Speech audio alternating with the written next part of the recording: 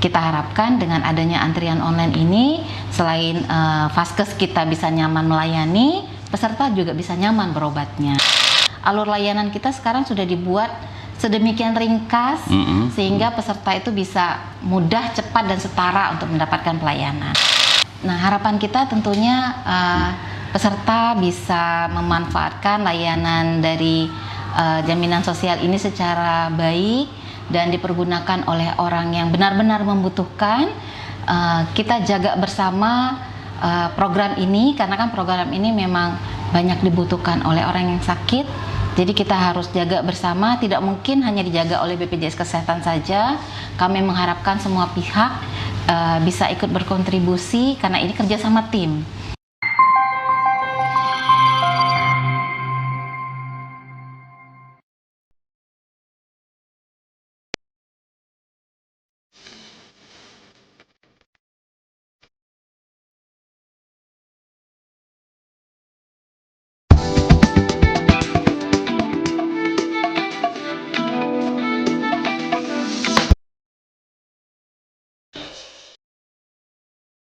Baik sahabat Ipol, tadi Bu Desi sudah membicarakan terkait tentang antrean online nih. Ini sangat menarik nih Bu Desi ya, karena apakah sebenarnya BPJS Kesehatan ini dengan sistem ini nih Bu mampu memotong birokrasi yang panjang dan bisa meningkatkan mutu layanan di rumah sakit atau di fasilitas kesehatan? Iya, jadi gini Om, kita kan dengan Vaskes juga kita sudah menyiapkan Vaskes kita ya. Untuk menerima peserta kita yang sudah terdaftar tadi 98% gitu. Kita menyampaikan kepada Vaskes untuk menyiapkan bagaimana caranya ketika peserta itu datang rame-rame berobat, Vaskes kita udah siap nih. Itu. Jadi misalnya seperti kita sampaikan untuk jadwal dokter-dokter favorit itu jangan dikumpulkan di satu tempat gitu. Jangan di satu waktu, jadi dipisah. Atau jangan disamakan harinya, dipisah harinya gitu. Jadi kita sampai sudah mempersiapkan Vaskes sampai sebegitunya gitu. Nah, jadi kita harapkan kerjasama juga dari peserta untuk mendaftarkan dirinya untuk berobat itu pakai antrian online. Nah, karena kalau dengan antrian online itu kan seperti yang saya sampaikan, peserta sudah tahu nih jam berapa mereka bisa berobat gitu, sehingga tidak terjadi penumpukan di suatu saat yang sama gitu ya, atau di jam-jam yang sama gitu. Nah, sehingga akhirnya petugas Vaskes pun untuk mengobatinya bisa maksimal gitu, waktu tunggunya bisa lebih cepat gitu. Mereka juga nggak memerlukan bayar parkir lebih lama gitu kan. Rumah sakit juga nggak perlu menyediakan ruang tunggu yang banyak karena peserta bergantian datangnya. Nah, jadi kita harapkan dengan adanya antrian online ini, selain Vaskes kita bisa nyaman melayani, peserta juga bisa nyaman berobatnya. Aduh, jadi sehat jasmani rohani. Kalau nyaman kan bisa meningkatkan kadar kesembuhannya ya. Betul. Karena kan sembuh itu bukan cuma oleh obat, tapi betul. oleh rasa senangnya peserta, rasa nyamannya para nakes dalam melayani gitu kan. Nah, jadi kita harapkan kerjasamanya juga dari peserta, gimana caranya supaya kita sama-sama nyaman, kita mengatur jadwal untuk pelayanannya gitu. Nah, itu bisa diatur melalui antrian online. Antrian online. Ya. Nah, kita juga melakukan bridging nih ke rumah sakit. Jadi supaya nanti petugasnya juga tidak terlalu banyak mereka dalam mengentri gitu. Nah, jadi sama-sama nyaman akhirnya gitu kan. Kalau istilah Gen Z sekarang nih Bu ya, berarti mental health-nya terjaga ya. Oke, jadi biar nggak terlalu stres. Iya, jadi peserta nggak stres, nakes juga nggak stres gitu kan. Ini Bu Desi ngomongin masalah stres ya. Kadang-kadang tuh pasien atau kita masyarakat tuh pengen, saya nggak mau di dokter itu, atau saya ingin atas inisiatif sendiri pindah gitu. Nah, itu bagaimana Bu? Apakah BPJS juga mengakomodir hal itu? Iya. Nah, kalau hal seperti itu kalau di kita namanya APS. APS? Iya. Atas permintaan sendiri. Oke. Nah, jadi saya rasa asuransi dimanapun kalau yang APS atau atas permintaan sendiri itu kita belum bisa akomodasi. Nah, memang kita semuanya kan ada regulasinya, ada alurnya gitu kan, harus pelayanan itu seperti apa.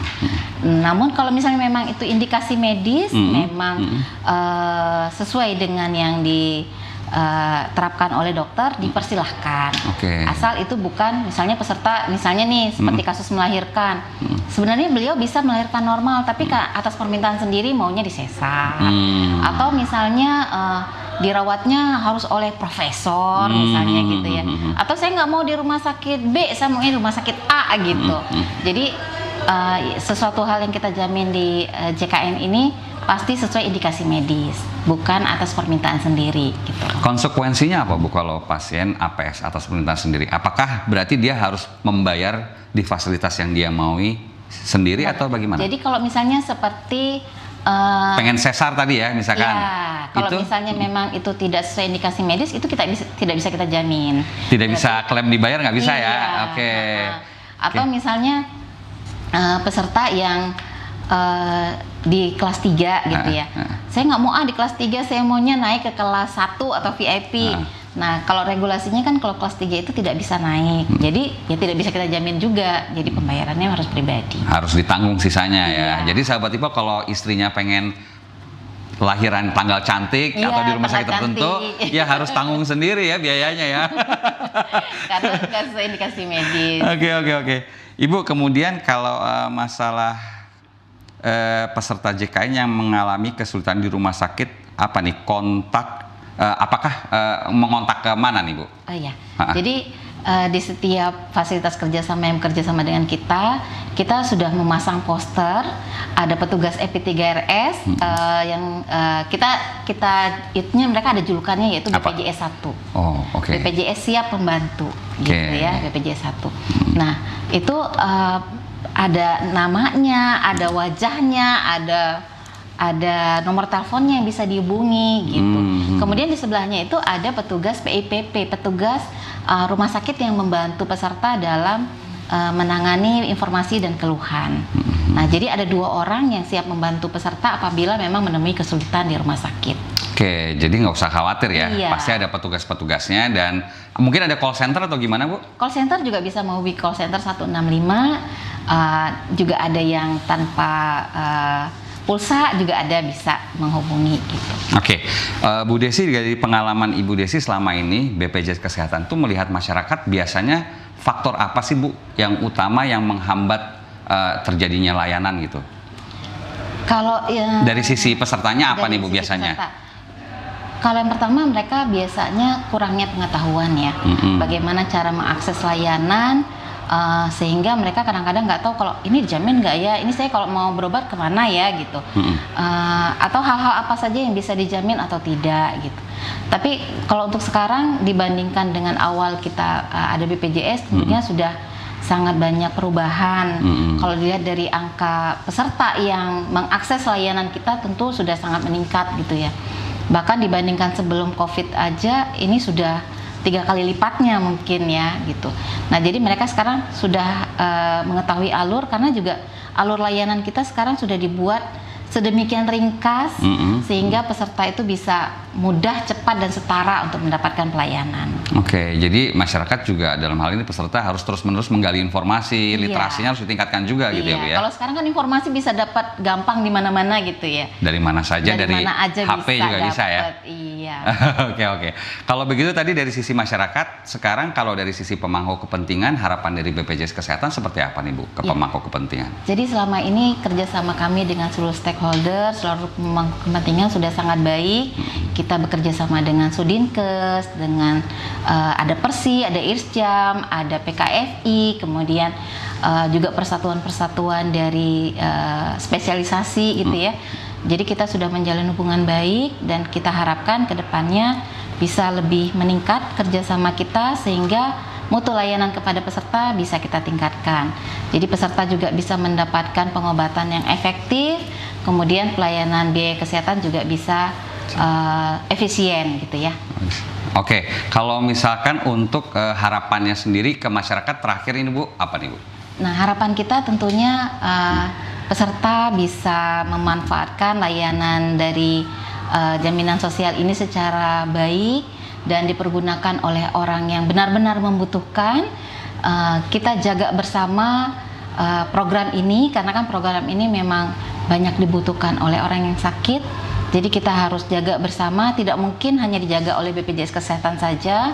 Kami mengharapkan semua pihak bisa ikut berkontribusi karena ini kerjasama tim dalam kita menjaga efektivitas pelayanan program ini sehingga bisa terus berjalan dan bermanfaat bagi masyarakat. Harus terus bersinergi, harus terus berkolaborasi, itu kata kuncinya ya, Bu Desi ya. Baik, Ibu, sebenarnya masih banyak yang ingin kita bincangkan, tapi ini waktu juga nih ya yang membatasi pertemuan kita kali ini. Mudah-mudahan lain kali kita bisa hadir lagi nih Bu ya di sini ya. Dengan senang hati. Dengan senang hati. Oke, demikian sahabat Ipol bincang kita kali ini. Semoga bermanfaat dan menambah wawasan. Jangan lupa untuk subscribe, like, share, dan komen YouTube Sipol dan update selalu berita-berita terkini dengan follow akun sosial media ipol.id. Akhirnya saya Timur Arif dan Ibu Desi Erna Widarti pamit undur diri dan salam sehat, salam transformasi mutu layanan. Wassalam. Oke, terima kasih Bu.